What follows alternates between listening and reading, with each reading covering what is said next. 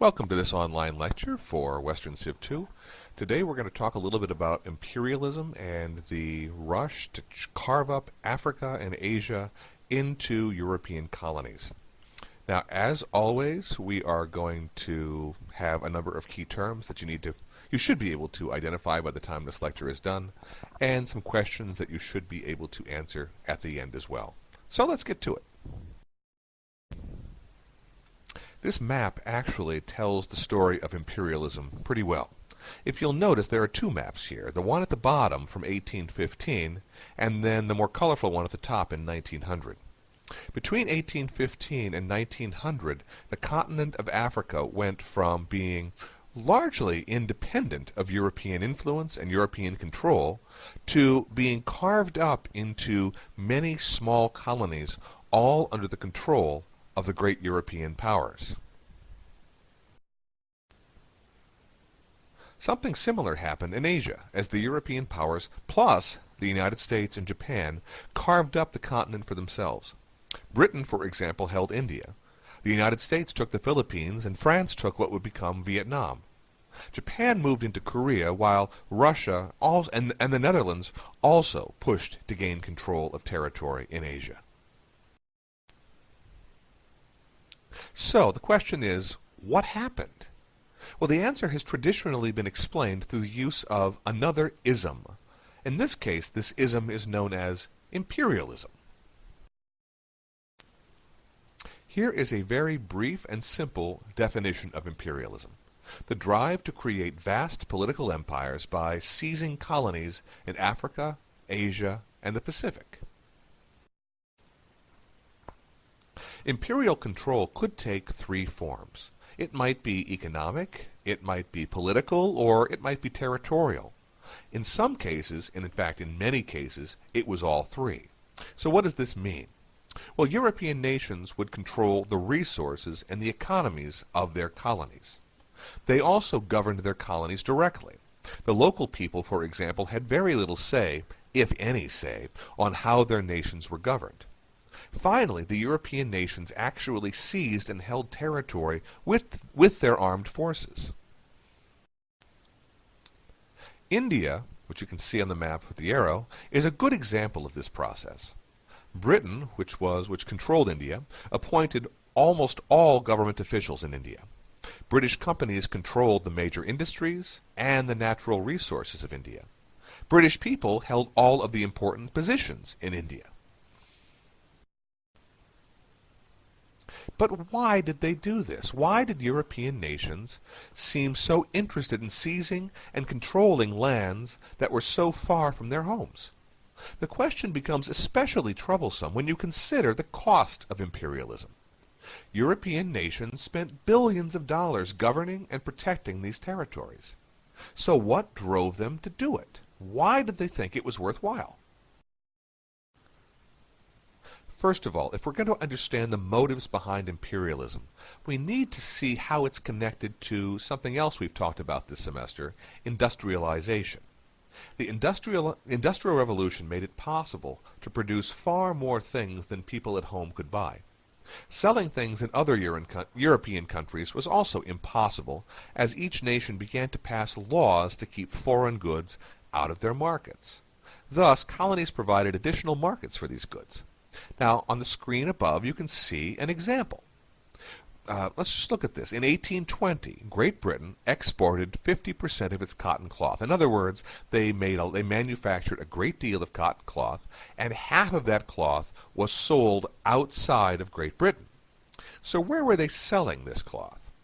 Well, 50% of that cloth was being exported to the European continent in 1820. Only 6% was being exported to India. By 1850, however, this had shifted dramatically. 25% of all British exports of cotton cloth were being sent to India, while only 16% were being sent to the European continent. Why? Why did Europe buy so little cloth now? Well, it has to do with protectionism. as European nations like France and Germany and Italy industrialized, they wanted to protect their own industries by passing laws that made it illegal or at least difficult for Great Britain to sell their products in Europe. Thus, if the British industry, if the British cotton cloth industry was to continue to maintain its profits, it had to find a market for that cotton cloth someplace else. They began exporting much more of this cotton cloth to their colony of India. India couldn't pass taxes, couldn't do anything to keep out British cotton cloth because India's government was controlled by the British.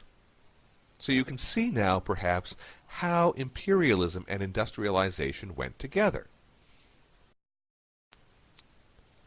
A related explanation or motive for imperialism has to do with social pressures at home. Those who supported imperialism argued that it actually prevented revolution in the home countries. How? Well, if you consider that colonies would buy industrial goods. Again, let's use Great Britain. If Great Britain's overseas colonies would buy British-made industrial goods, that would keep those factories producing those goods going. In other words, it would keep the boom going. If the factories were busy, unemployment would be low. And if unemployment was low, people were less likely to rebel, etc., etc., and so on and so on. If we're going to put this in another way, you might say simply, imperialism stimulates business. And this is important because remember, the revolutions of 1848 in France were at least partially caused by an economic crisis in the boom-bust cycle. Now, the first two reasons, or motives explaining imperialism, I think are pretty clear. They're pretty simple to understand. The third is a little bit more complicated. By the middle of the 19th century, it was believed that great nations controlled many colonies. In other words, to be great, a nation had to have an empire. It had to have overseas colonies. Now, in the cartoon above, we can see that being depicted here. The French and the British leaders are carving up the globe as they might a turkey. And that's kind of the way it was seen, that a great, powerful nation had to have overseas colonies. And if they didn't, well, then they weren't a great and powerful nation. Hopefully you can understand the circular nature of this argument. It's kind of bizarre, but it was an argument that did work on many Europeans. Take this quote, for example, from a German, Heinrich von Treitschke. Quote, "All great nations in the fullness of their strength have desired to set their mark upon barbarian lands, and those who fail to participate in this great rivalry will play a pitiable role in the time to come." End quote. Well, let's break this down. What is Treitschke saying here? Well, first of all, he talks about great nations. In other words, great nations are the ones who are seeking to set their mark on, quote, barbarian lands, which again tells us that they look upon the colonies as places that are uncivilized. They are inferior to the European great powers. So to be a great power means to seize control of inferior or quote-unquote barbarian lands. Now, Treitschke is arguing that if you fail to do this, if a European great power fails to do this, if they fail to create an empire, if they fail to create colonies, their role in the future of the world will be pitiable. In other words, a great power must have a great empire. If they don't, they must not be great.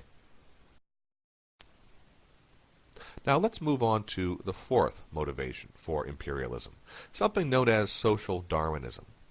Now don't confuse social Darwinism with Darwinism. Charles Darwin, was one of the great thinkers to come out of the 19th century. His theories on evolution and natural selection said that those creatures who are able to best take advantage of changes in their environment will thrive, while those that cannot make these adjustments, they cannot evolve, they will go extinct. This is often reduced to the idea of survival of the fittest. Social Darwinism is going to twist Darwin's logic and apply it to human cultures. As you can see on the screen, it's a belief, social Darwinism is a belief that strong cultures are meant to dominate the weaker peoples of the world.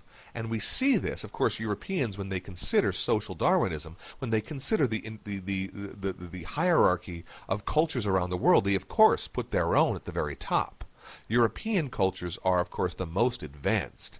And again, they argue that this is actually a biological thing, that Europeans are physically and intellectually superior to other peoples around the world. The lesson here was that the European nations were meant by nature to seize colonies around the world because they were supposedly superior. In fact, some Europeans rationalized that they were doing the peoples of Africa and Asia a great service by providing them with the benefits of European civilization. We see this description here on this slide where it says imperialism is a belief that the more advanced nations will lift up the weaker ones and help them to become civilized. One of the best examples of this is a poem by the British poet Rudyard Kipling. It's called The White Man's Burden. Here is Kipling's poem, The White Man's Burden, on the screen. Take up the white man's burden. Send forth the best ye breed. Go bind your sons to exile, to serve your captives' need. To wait in heavy harness on fluttered folk and wild, your new-caught, sullen peoples, half devil and half child.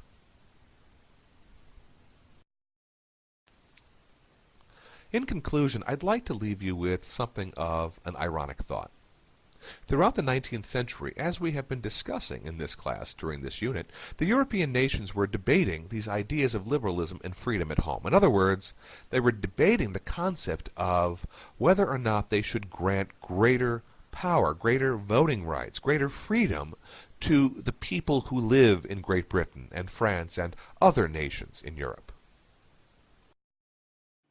But while they were having these debates at home, they were actively denying these freedoms. They were actively denying the opportunity of peoples who lived in their colonies to govern themselves and to control their own affairs.